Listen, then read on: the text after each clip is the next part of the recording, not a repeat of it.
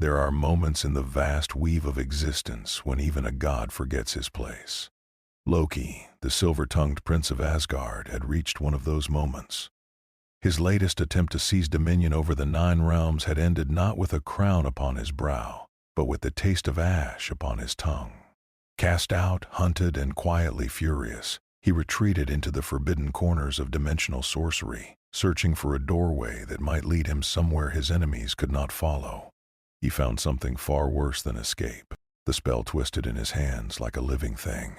The runes he had traced with such careful arrogance began to bleed light, and the air around him folded inward as though reality itself had grown tired of holding its shape. A cosmic fracture split the sky above him, a wound in the fabric of the universe, and before Loki could speak a single word of counter-magic, he was pulled through. He fell through colors that had no names. He heard voices that belonged to no throats. And when the fall finally ended, he found himself floating in silence above a pale blue world he had never seen before.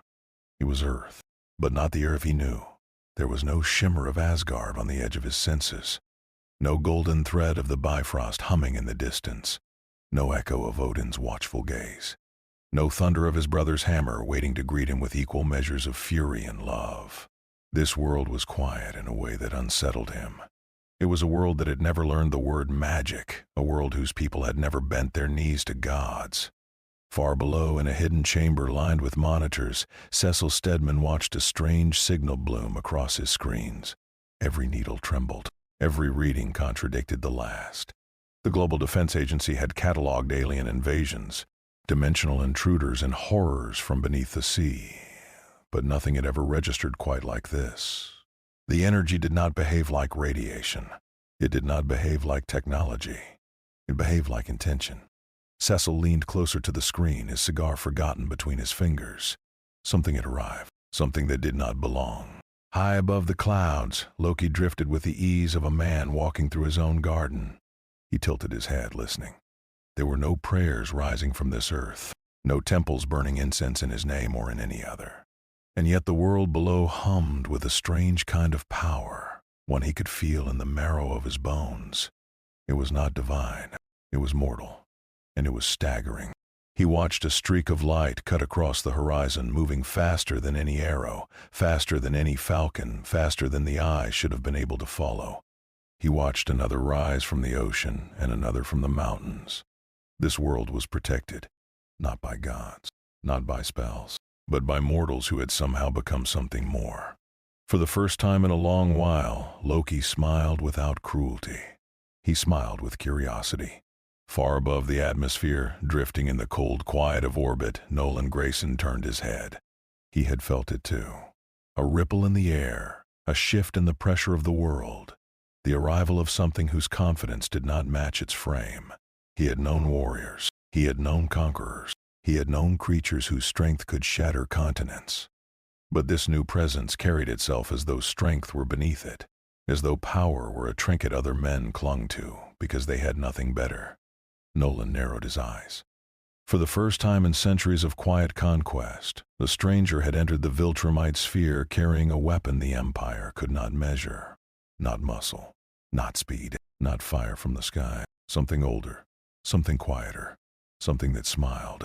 And Loki, still hanging in the wind above a world that did not know his name, whispered softly to himself that this place might prove more interesting than Asgard had ever been. The guardians of the globe arrived before Loki had finished admiring the view. They came in formation, cutting through the clouds with the practiced discipline of soldiers rather than the flourish of showmen. Immortal at the front, his ancient eyes hard as flint. Ruddy Connors hovering inside his robot frame, sensors already sweeping for weaknesses. Black Samson with his fists tightening, shrinking Ray drifting at the edge of visibility, Bulletproof and Monster Girl flanking the group with grim readiness. There were no speeches. There were no warnings. In this world, warnings were a luxury heroes could rarely afford. Loki watched them approach and felt something unfamiliar tighten in his chest. These were not the Avengers. There was no Boy Scout in red, white, and blue asking him to surrender. There was no armored inventor offering a clever quip. These were killers who had learned to smile only after the fight was over. He recognized it in the way they moved, and the way their eyes measured the space between his throat and their fists. He raised his hand slowly, palms open, and offered them the warmest smile a god of lies could produce. Immortal spoke first, his voice low and heavy with centuries. He asked who Loki was and where he had come from. Loki answered with a story so beautifully constructed that half of it was almost true. He was a traveler, he said, a scholar of distant realms, a visitor whose arrival had been an accident. He apologized for the disturbance and promised he meant no harm to their beautiful blue world. Rudy did not believe a word of it. His sensors were screaming. The Guardians moved to detain him. That was when the illusions began. The sky split into a dozen Lokis, each one laughing softly, each one moving in a different direction. Black Samson struck at one and passed through empty air. Monster Girl lunged at another and found only mist. Bulletproof turned to warn Immortal and saw 3 of his teammates where there should have been one. Rudy's instruments contradicted each other, drowning in false signals. And for a long, dizzying moment the Guardians of the Globe, some of the deadliest beings on Earth, could not tell friend from phantom. Loki did not fight them. That was the point.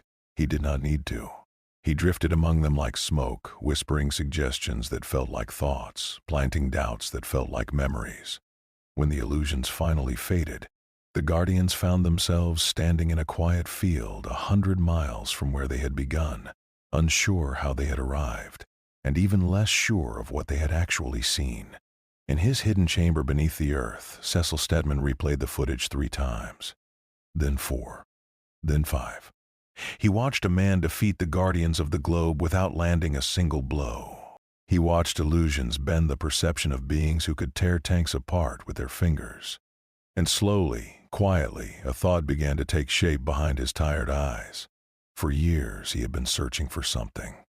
A weapon, a leverage, a secret card he could hold in reserve for the day the Viltrumites finally came for humanity. He had built contingencies out of madmen and monsters. He had made deals he would never speak aloud. And now, drifting through the skies of his planet, was a creature whose power did not care about muscle or bone. A creature who could make gods doubt their own eyes. Cecil lit a fresh cigar with hands that were almost steady. He would need to speak with this stranger.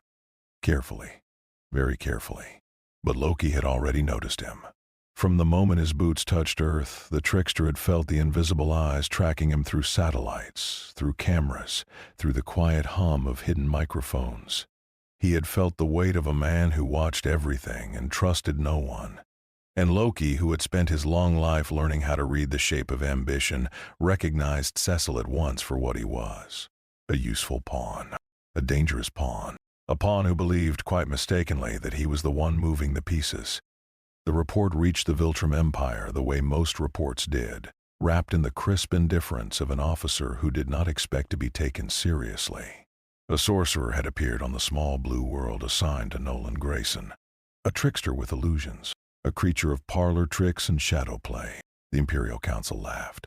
Magic was a word used by lesser species to explain what their sciences could not measure. Magic was superstition dressed in silk.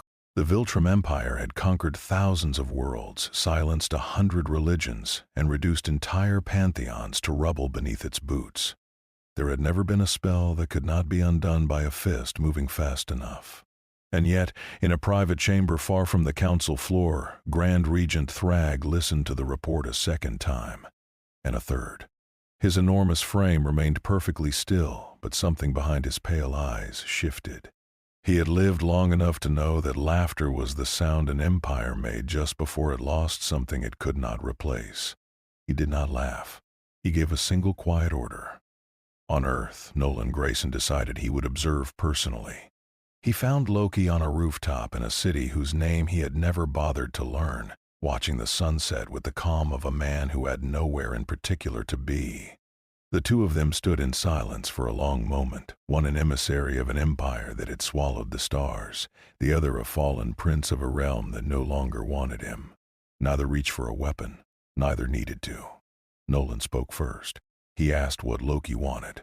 Loki turned to face him, and for the first time in a very long while, Nolan Grayson felt something he had not expected to feel on this small, warm planet. He felt seen, truly seen, not as a hero.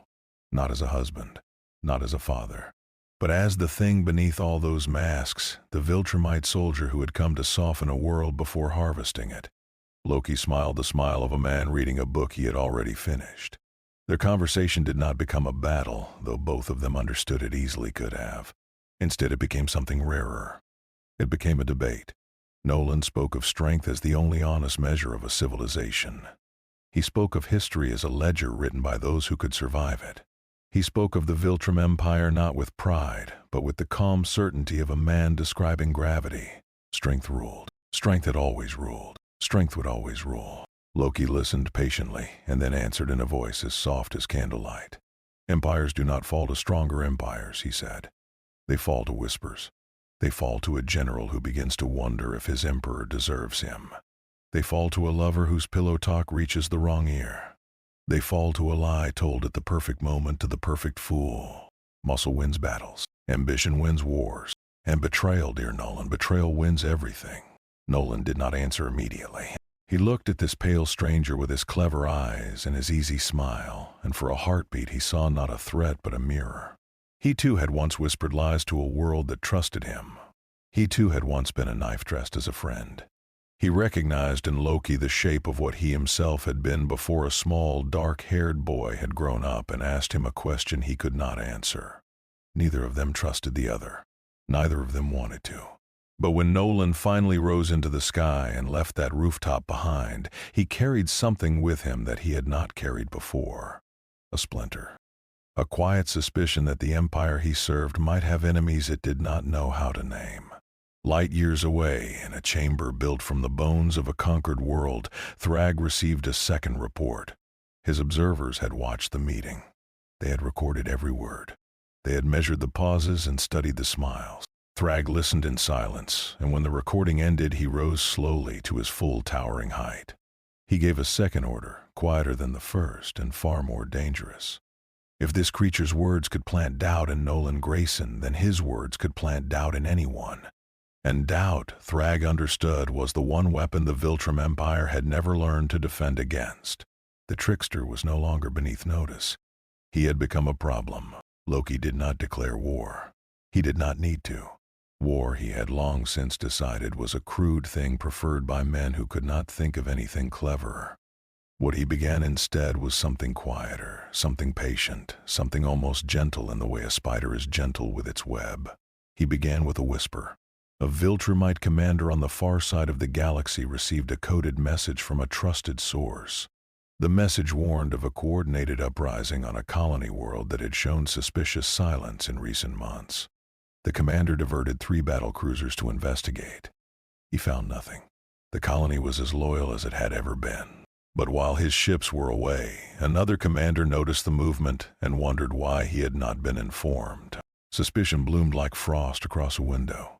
On another world, an admiral received forged reports suggesting that his rival had been meeting privately with agents of the Coalition of Planets.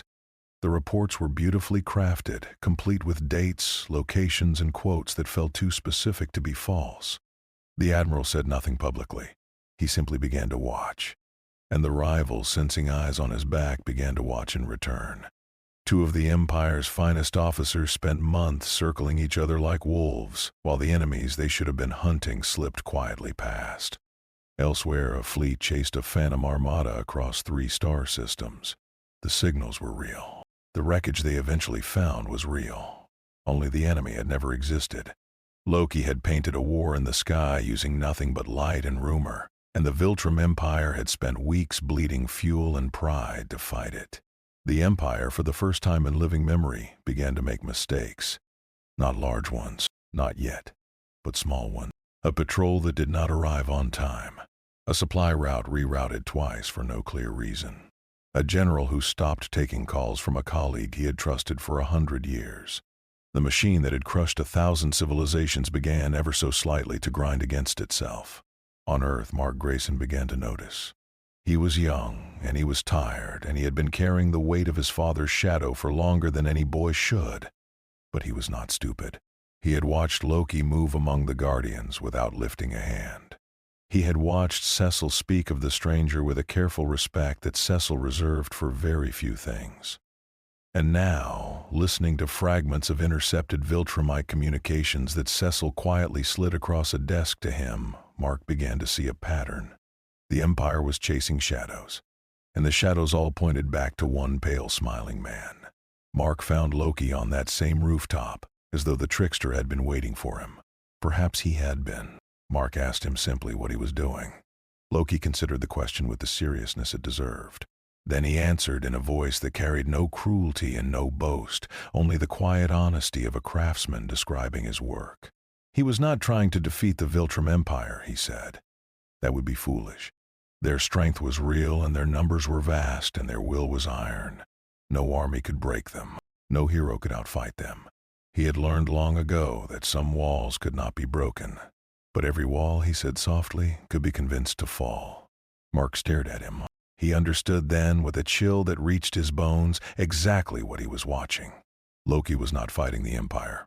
He was teaching the Empire how to destroy itself. He was placing the knife in its own hand and whispering very kindly where to cut. The trickster smiled at the young hero and said nothing more.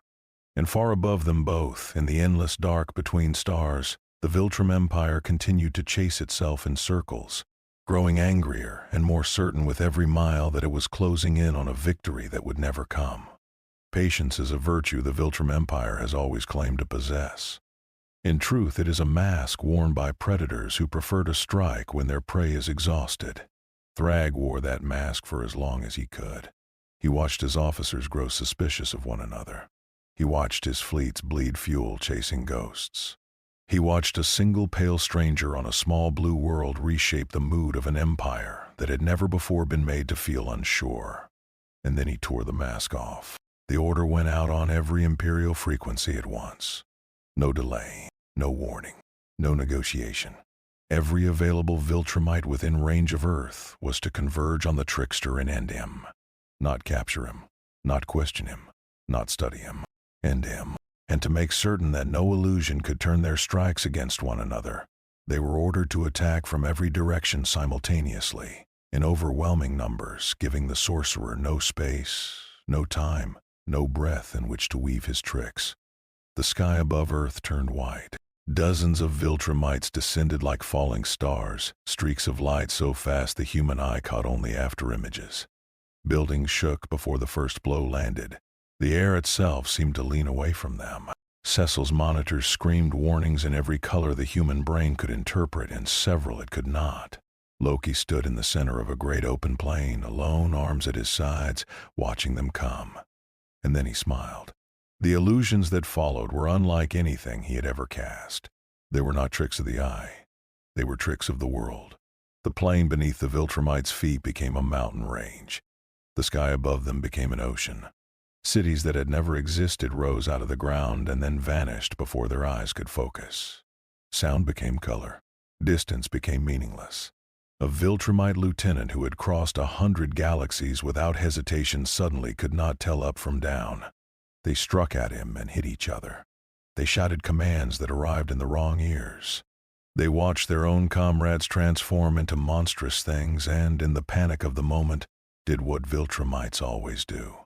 They attacked. Blood that had never been meant to spill within the Empire spilled across a foreign field, and none of the warriors who spilled it could later say for certain whose blood it had been. From the edge of the battlefield, hidden by a veil of shifting light, Mark Grayson watched with his heart pounding in his ears. He had seen his father fight. He had seen a mortal fight. He had seen creatures whose power could level cities. He had never seen anything like this. This was not combat. This was a nightmare wearing the shape of a battlefield. But Mark also saw something else. He saw Loki's shoulders tremble, just slightly. He saw the pale god's breathing quicken. He saw the sweat gathering at his temples that no illusion could quite hide. For all his cleverness, for all his craft, Loki was still a single mind holding 1,000 lies in the air at once. And even a god's mind has a ceiling. The Viltrumites, brutal and enduring, began to adapt. Not through wisdom, but through weight. They pressed forward. They ignored the confusion. They fought through pain that would have shattered lesser beings. Slowly, agonizingly, the illusions began to fray at the edges. Loki understood in the private honesty every trickster keeps hidden even from himself, that he could not maintain this forever. His greatest weapon was also his greatest limit. The mind that could deceive an empire was still, in the end, only one mind. He would need to end this soon.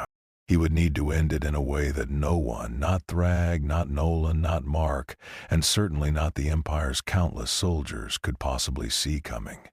The trickster drew a slow breath, steadied his trembling hands, and prepared to spring the trap he had been building since the moment he first fell from the sky. Thragg came for him personally. The Grand Regent descended through the clouds like a mountain deciding to walk. He did not shout. He did not posture. He landed in the center of the ruined plain with the calm of a man who had already written the ending of the story in his head. His enormous hand closed around Loki's throat before the trickster could so much as blink, and lifted him from the ground as though he weighed nothing at all. Thragg looked into Loki's eyes, and Loki, dangling from the grip of the strongest being he had ever met, smiled. It was not the smile of a defeated man. It was not even the smile of a defiant one. It was the smile of a craftsman looking at a piece of work he had just finished. A smile that said, at last, you are exactly where I need you. Thragg felt it before he understood it. A ripple in the air behind him, a shift in the pressure of the stars. The kind of instinct that had kept him alive across 10,000 battles roared in his ears. He turned. The sky above Earth was no longer empty. Ships were arriving. Not dozens, not hundreds, thousands. They emerged from hyperspace in perfect coordinated waves, wearing the colors of every civilization the Viltrum Empire had wronged. The coalition of planets, rebel fleets from 100 subjugated worlds, free traders who had spent lifetimes hiding from imperial patrols, and weaving between them in tight defensive formations every hero Earth had left standing. The Guardians, Mark Grayson, Nolan, who had chosen quietly and without ceremony which side of history he wanted to stand on when the ledger was finally closed. Thragg understood everything in a single terrible instant. The false reports, the phantom fleets, the suspicious admirals, the doubting commanders, the chase across 3 star systems, the battle on the plain. Every whisper, every illusion, every apparent mistake Loki had made from the moment he first drifted above this small blue world. None of it had been chaos. None of it had been improvisation. It had all been a map drawn to lure the Viltrum Empire into stretching itself thin, exposing its supply lines, revealing the private frequencies its commanders used when they thought no one was listening, and gathering its most dangerous soldiers, including its Grand Regent, in one single vulnerable place at one single vulnerable moment. Thragg had not been hunting Loki. Loki had been hurting Thragg. The Empire's greatest weakness had never been physical. It had been its certainty, its unshakable belief that no enemy could ever be clever enough to matter. And that certainty had allowed a single pale stranger to walk it, step by patient step, into a trap the size of a solar system. Mark Grayson hovered above the battlefield, breathing hard, and felt something inside him settle. He had spent so long believing that saving the world meant hitting harder than the thing trying to destroy it. He had watched his father teach him that lesson with fists and with blood. But now, watching the vast net close around the Viltrum Empire, he understood something his father had never learned. Loki was not going to save Earth by defeating the Empire. Loki had already saved Earth, weeks ago, months ago. The moment he first whispered a lie into the ear of a Viltrumite officer, the moment he first painted a phantom fleet into the empty sky. Everything since had simply been the Empire falling in slow motion toward the ground he had prepared for it. The battle that followed was the largest Earth's sky had ever seen. Coalition ships opened fire in perfect formation. Nolan Grayson tore through his former comrades with the grim precision of a man paying a very old debt. Immortal and the Guardians carved a path through Viltrumite lines that had never known a path could be carved. And Thragg, mighty and terrible and finally uncertain, found himself fighting on ground that had been chosen for him by a mind he had dismissed as beneath his notice. Loki did not throw a single punch. He stood on the edge of the battlefield, arms folded, watching the empire he had never touched begin, at last, to fall. Mark drifted down beside him and asked softly how long he had been planning this. Loki did not answer at first. He simply watched the sky. Then he said, in a voice almost too quiet to hear, that he had begun planning at the moment he realized this universe had no gods. Because a universe without gods, he had learned, was a universe that had forgotten how to recognize one when he arrived. The Empire did not fall in a day. Empires never do. But the spine of it broke on that battlefield above Earth, and every civilization that had spent generations whispering the word Viltrum in fear finally began to whisper it in past tense. Fleets scattered. Officers surrendered. Worlds long silenced under imperial boots lifted their heads and remembered what their own songs sounded like. Earth survived. More than survive. Earth stood, bruised and burning and beautiful, at the center of a galaxy that had just been given back its future. Cities held vigils for the dead. Parents held their children a little longer at night. Cecil Stedman, alone in his hidden chamber, poured himself a drink he did not deserve and watched the footage of the final battle in silence, wondering, not for the first time, whether he had been the one holding the leash or the one wearing it. Mark Grayson found Loki on the same rooftop where they had first spoken. The sun was setting. The city below was quiet in the way cities are quiet only after they have almost been lost. Mark tried to find the words. He wanted to thank the trickster. He wanted to tell him that billions of lives now continued because of what he had done. He wanted to say that the world would remember him, that history would carve his name into stone. Loki simply smiled. He did not confirm that saving Earth had ever been his intention. He did not deny it either. He let the silence stretch, and in that silence, Mark understood that he would never truly know. Perhaps Loki had come to embarrass an empire that had never learned humility. Perhaps he had come to prove, to himself as much as to anyone else, that his mind was worth more than any hammer. Perhaps, somewhere beneath the layers of masks he had worn for 1,000 years, he had genuinely come to care about a small blue world that had welcomed him only with suspicion and fists. Or perhaps another plan had already begun, and this one had simply been a rehearsal. Behind him, without ceremony, a soft crimson tear opened in the air. Another door, to another realm, to another game only he could see the shape of. Loki turned toward it. Then he paused and looked back over his shoulder at Mark and offered the young hero one last quiet look. There was something almost tender in it. Something that might have been respect. Something that might have been farewell. Something that might have been nothing at all. Then he stepped through the door and was gone. Mark stood on the rooftop for a long time after. The sky darkened. Stars appeared one by one in a universe that had almost lost the right to hold them. And somewhere in the quiet of his own heart, he understood that some victories cannot be measured by strength.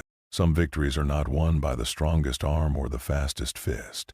Some victories are won by the person who understood, before anyone else did, exactly which lie the world was ready to believe. In a universe ruled by invincible warriors, the greatest weapon had never been speed. It had never been strength. It had never been fury or fire or the fury of falling stars. It had been a smile. It had been a whisper. It had been the lie that everyone believed. And somewhere in a realm without name, the trickster was already smiling again.